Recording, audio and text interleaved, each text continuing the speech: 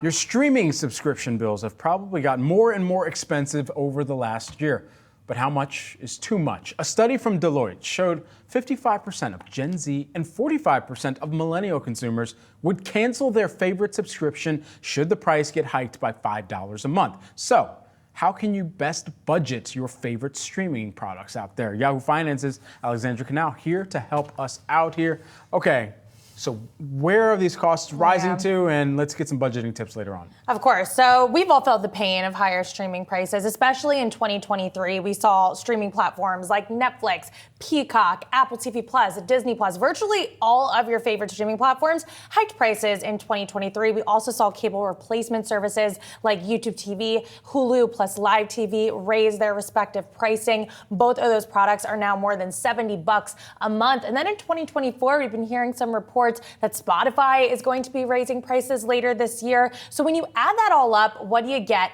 The dreaded cable bundle of the past. It's just adding to our wallets. You mentioned that Deloitte survey, which also said that on average, U.S. consumers subscribe to 4 streaming services and pay about $61 per month. On top of that, 68% of consumers surveyed paid for either a TV subscription or one of those cable replacement services. So this is a heck of a lot of money. We have password sharing crackdowns across the board from companies like Netflix and Disney. Yeah. Warner Brothers announced that they're going to be doing a password sharing crackdown soon. I was hit with the Netflix password sharing crackdown. I was one of those freeloaders on my parents' accounts. Oh, well, yeah, many of us, yes. But because of that, I now subscribe to the more affordable, cheaper ad-supported plan for $6.99 a month. Now, this has been a goal of some of these companies. I do think that could be a tip if you want to save some bucks there. Yes, you have to watch ads, but a lot of these ad-supported streaming services are significantly cheaper, as you're seeing on your screen. So that's one way how you could potentially help to improve the budgeting. There's also a lot of apps out there that track what you're spending on. You could probably take a look and see, okay, maybe I didn't watch a ton of Netflix over the past few months. Does this mean I should cancel the subscription?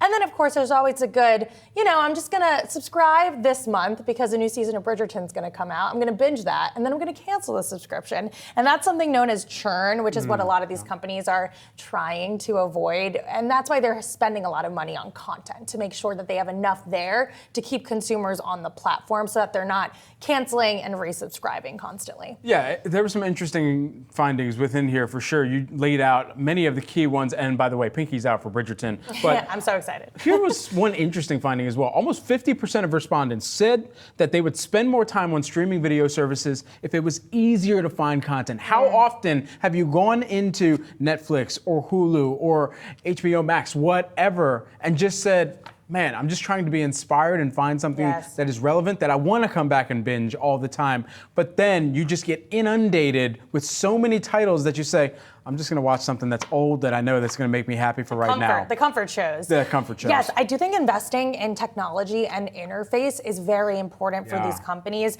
Netflix, I do think, does a good job with this because it will suggest different types of shows and movies that you maybe haven't seen, but based on what you previously watched that you could be interested in. And we're seeing a lot more investments in that space. YouTube TV does a really good job with that as well. They have the multi-view feature if you want to look at different sports products. So technology and the interface experience, that is important. It's one thing that Warner Brothers Discovery also emphasized when they merged the Max and Discovery platforms, because you're right, there's so much content available, I think, out there, and you can get very overwhelmed in trying to select what to watch. So if you have little things like the top 10 for Netflix where you can see what's popular, what you could potentially like, I think that helps make the decision a lot easier. Alec Canal, thanks so much. Got your master's green on. I do.